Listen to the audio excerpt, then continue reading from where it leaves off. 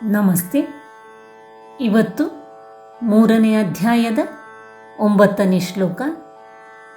ಯಜ್ಞಾರ್ಥಾತ್ ಕರ್ಮಣೋನ್ಯತ್ರ ಲೋಕೋಯಂ ಕರ್ಮಬಂಧನಃ ತದರ್ಥಂ ಕರ್ಮ ಕೌಂತೇಯ ಮುಕ್ತಸಂಗಃ ಸಮಾಚರ. ಇನ್ನೊಮ್ಮೆ. ಯಜ್ಞಾರ್ಥಾತ್ ಕರ್ಮಣೋನ್ಯತ್ರ ಲೋಕೋಯಂ ಕರ್ಮಬಂಧನಃ ತದರ್ಥಂ ಕರ್ಮ ಕೌಂತೇಯ ಮುಕ್ತಸಂಗಃ ಸಮಾಚರ. ಇನ್ನೊಮ್ಮೆ.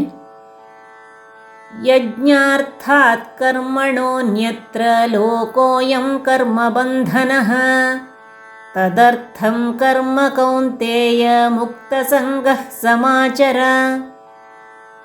ಈಗ ನಿಧಾನವಾಗಿ ಶ್ಲೋಕವನ್ನು ಹೇಳೋಣ.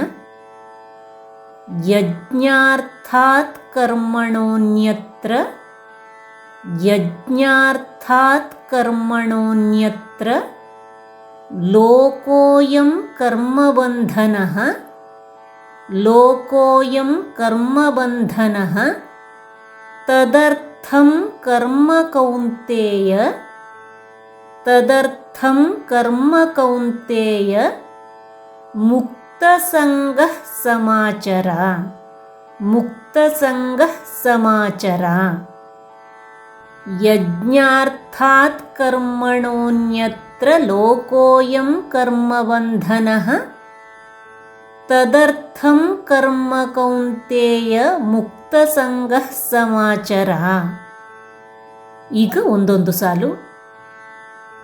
ಯಜ್ಞಾರ್ಥಾತ್ ಕರ್ಮಣೋನ್ಯತ್ರ ಲೋಕೋಯಂ ಕರ್ಮಬಂಧನಃ ಯಜ್ಞಾರ್ಥಾತ್ ಕರ್ಮಣೋನ್ಯತ್ರ ಲೋಕೋಯಂ ಕರ್ಮಬಂಧನಃ ತದರ್ಥಂ ಕರ್ಮ ಕೌಂತೇಯ ಮುಕ್ತಸಂಗಃ ಸಮಾಚರ ತದರ್ಥಂ ಕರ್ಮ ಕೌಂತೇಯ ಮುಕ್ತಸಂಗಃ ಸಮಾಚರ. ಈಗ ಇಡೀ ಶ್ಲೋಕ.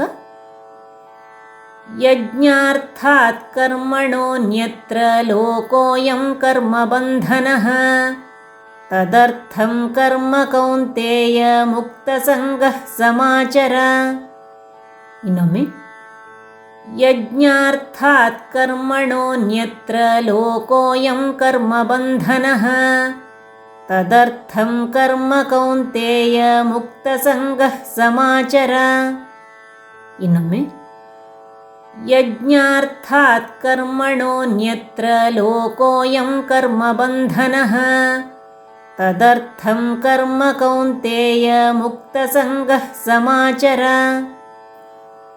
ಇವತ್ತಿಗೆ ಒಟ್ಟು 9 ಶ್ಲೋಕಗಳು ಆದವು. ಮುಂದುವರಿದ ಶ್ಲೋಕದೊಂದಿಗೆ ಮತ್ತೆ ಬರ್ತೇನೆ. ಧನ್ಯವಾದಗಳು.